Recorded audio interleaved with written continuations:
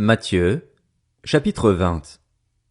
En effet, le royaume des cieux ressemble à un propriétaire qui sortit dès le matin afin d'embaucher des ouvriers pour sa vigne. Il se mit d'accord avec eux pour un salaire d'une pièce d'argent par jour et les envoya dans sa vigne.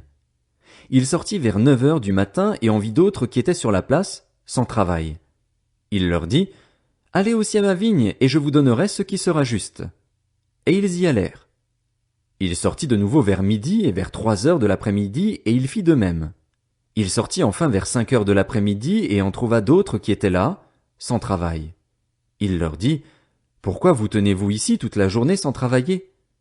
Ils lui répondirent, « C'est que personne ne nous a embauchés. » « Allez aussi à ma vigne, leur dit-il, et vous recevrez ce qui sera juste. » Le soir venu, le maître de la vigne dit à son intendant, « Appelle les ouvriers et paye-leur le salaire, en allant des derniers aux premiers. » Ceux de 5 heures de l'après-midi vinrent et reçurent chacun une pièce d'argent.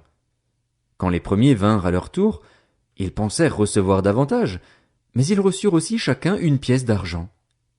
En la recevant, ils murmurèrent contre le propriétaire en disant, « Ces derniers arrivés n'ont travaillé qu'1 heure et tu les as traités comme nous, qui avons supporté la fatigue du jour et de la chaleur. » Il répondit à l'un d'eux, « Mon ami, je ne te fais pas de tort.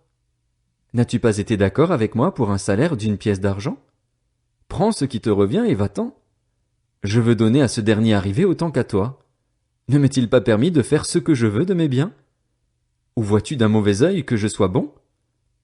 Ainsi les derniers seront les premiers et les premiers seront les derniers. Beaucoup sont invités mais peu sont choisis. » Pendant qu'ils montaient à Jérusalem, Jésus prit à part les 12 disciples et leur dit en chemin, « Nous montons à Jérusalem et le Fils de l'homme sera livré aux chefs des prêtres et aux spécialistes de la loi. Ils le condamneront à mort et le livreront aux non-juifs pour qu'ils se moquent de lui, le fouettent et le crucifient. Le 3e jour il ressuscitera. » Alors la mère des fils de Zébédée s'approcha de Jésus avec ses fils et se prosterna pour lui faire une demande.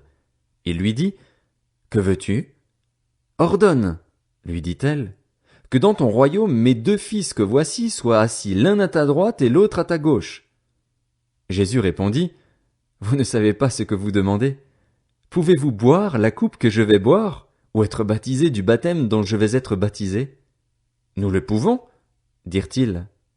Il leur répondit, « Vous boirez en effet ma coupe, et vous serez baptisés du baptême dont je vais être baptisé.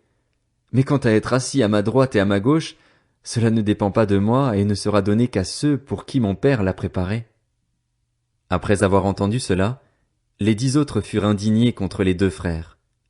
Jésus les appela et leur dit, « Vous savez que les chefs des nations dominent sur elles et que les grands les tiennent sous leur pouvoir. Ce ne sera pas le cas au milieu de vous, mais si quelqu'un veut être grand parmi vous, il sera votre serviteur. Et si quelqu'un veut être le premier parmi vous, qu'il soit votre esclave.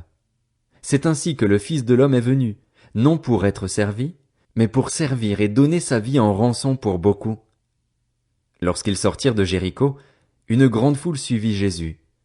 2 aveugles, assis au bord du chemin, entendirent que Jésus passait et crièrent, « Aie pitié de nous, Seigneur, fils de David !» La foule les reprenait pour les faire taire, mais ils crièrent plus fort, « Aie pitié de nous, Seigneur, fils de David !» Jésus s'arrêta, les appela et dit, « Que voulez-vous que je fasse pour vous? » Ils lui dirent, « Seigneur, que nos yeux s'ouvrent. » Rempli de compassion, Jésus toucha leurs yeux. Aussitôt ils retrouvèrent la vue et ils le suivirent.